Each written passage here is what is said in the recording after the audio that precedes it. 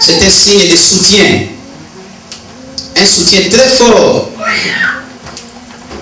Je crois que vous m'avez vu là-bas pleurer. Et c'est la toute première fois que j'arrive jusqu'à ce niveau dans ma vie, dans l'église. La raison est simple, c'est ce que je vais expliquer. Mais ce sont des femmes de nos mamans qui peuvent mieux me comprendre. Je vais bien expliquer cela. Écoutez, bien aimé. Quand une femme devient enceinte, ce qui moi aussi a commis un zémi, de plus en plus, moi, nazali kokola, ba manifestation, ba douleur, pe bandi koya na nzoto ya moi si, nzoto ya maman. C'est ainsi que je dis qu'au départ, ba maman va comprendre les cambo madame.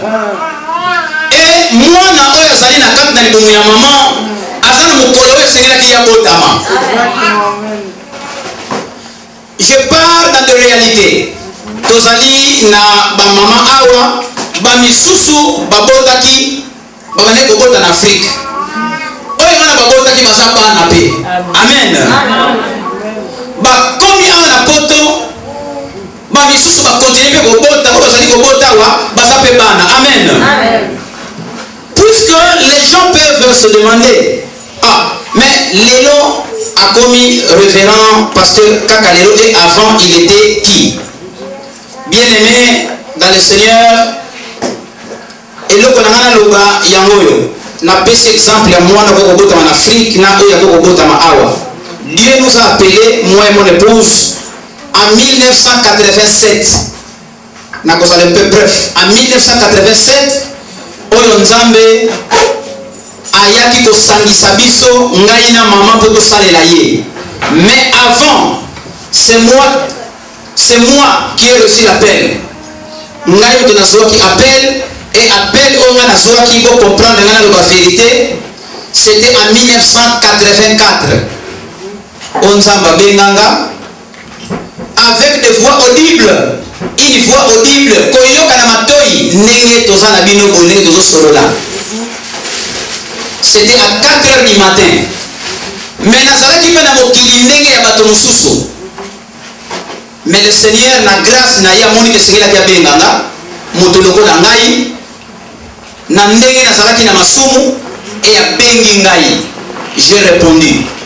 Mais quand on est pour répondre, na kati ya vie chrétienne nanga, j'ai fait aussi des rechutes. Pourquoi? Par manque aussi d'encadrement.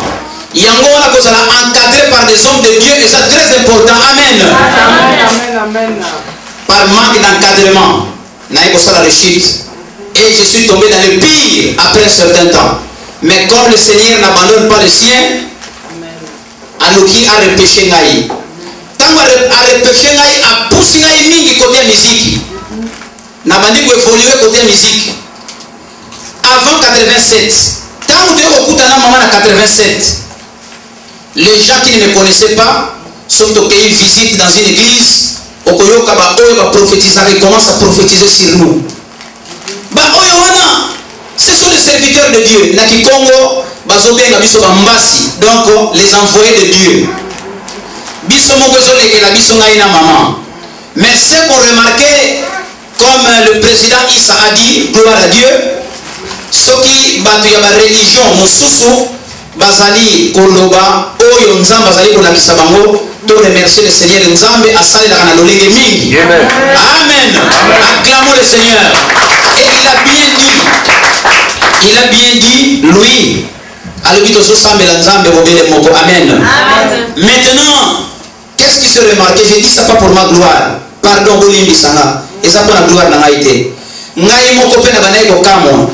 Tangu tozali ko sambela, bato bakomo ya moko, mibale, misatu. Excusez-moi, na so comparer. Mais tangu to bandi ko sambela na mama na niveau ya soyo na ngola. Au bout il y a une année, bato bazalaki ebele plus de 200 personnes. Et nini banayi ko salema, soki to tie mutu loboko, ezokambusa biso moso tokutani na to kaka na kombo Yesu bato maboma bazobika. Je suis devant la chair. Et je le dis pour la gloire de Dieu et devant les hommes de Dieu. Bato ya maboma bazobika, bamisu bazobika sur place, bamisu bazobika après un certain temps. Tozo ba prophétie comment ya soki to prophétiser likambo zo salema. Basio babota kate bakomi kobota. Mibali babota kate bakomi kobota. Okomona soka boti bango moko na ndenge na bango babongisi soki mwana mwasi bapesi kombo na kombo ya mama, soki mwana mobali bapesi kombo na me demande na biso te. Biso moko so kamwisa biso. Ah, kaka na maboko mo kisome no. Mais nzamba za nzambe. Amen. Amen. Bien-aimé dans le Seigneur, la prophétie est belle. Nous avons prophétisé comme Makambo et Kosane Manzamba, Pessi Biso et Kosane après 5 à 10 ans. Même la paix en Angola, le Seigneur nous a montré ça. Amen. Et Salema. Donc selon les politiciens, c'est ce qui a fait que d'ailleurs, que ce soit beaucoup de présidents de partis politiques en Angola, jusqu'ici nous sommes en contact avec eux. Pourquoi à partir il y a un message je ne cite pas leur nom. Bien-aimé dans le Seigneur, bato basala la magie, bazo kotika ba mikanda ba livre na bango, bazo pesa motema, bazo pesa vie na bango en Jésus-Christ. Bola na malamu bien-aimé, ça biblique, na tango ya Paul, na tango ba apôtre ba Salema. Bato bazo kotika ba livre na bango magie, ba tiki ko sala magie, balanda Yesu. Amen. Nous avons vu ça de nos propres yeux. Salema. Bato bazana bakisi, bakota banganga bazo kotika bakisi yango. Ebele bazo ko déposer. Bien-aimé dans le Seigneur, ce que je dis, c'est pour la gloire de Dieu. Mais to supe ba attaque ebele. Ba misusu to sambela na bango lelo mkali boso boyoka yango. To lali na ndako. 1h du matin, Mboule Beti et Bandi, Kake, Mama Telemi, Alobi, Chikane na kobongisa biloko na libanda pona tia kotoka mai ya mbula wana. Akei noki, tango zongi na chambre na bisiye. Loba na bana nyuso to batika kotanga balonga na mesa, bana bane kotanga na air wana. Balonga na mesa, moko na moko ala na sika na ye puisque totonganda ko munene, bato sokola na salon.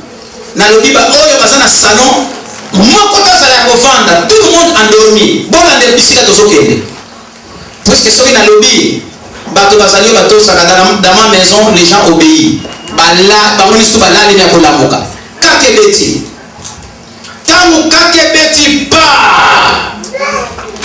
nzete ya mbila oyo ezalaki pembeni ya ndako nzete ya mobesu ya molai yango oyo ebandi koya na direction ya ndako eya kokweya na kati na ndako sikoyo. Dieu merci par ce plan a préparé déjà poto ya télévision boyi bante na télévision Afrique il faut kotia poto moko boye bende alors distance to krezaki ezalaki molai penza ebende ezali na kati tango nzeta mbila wana ye ekweyi etuti liboso na poto wana et balancer même au bimba na moyo kofanda likolo ya batolo pa ekititi na niveau ya kati ya ndako bana bakomi na se ya bandalana na libumu ya nzete wana. Ah, je parle en français. Est-ce que tout le monde me comprend? Il y a des gens peut-être qui ne comprennent pas, qui ne parlent que français. Ah oui, c'est mieux. Merci français.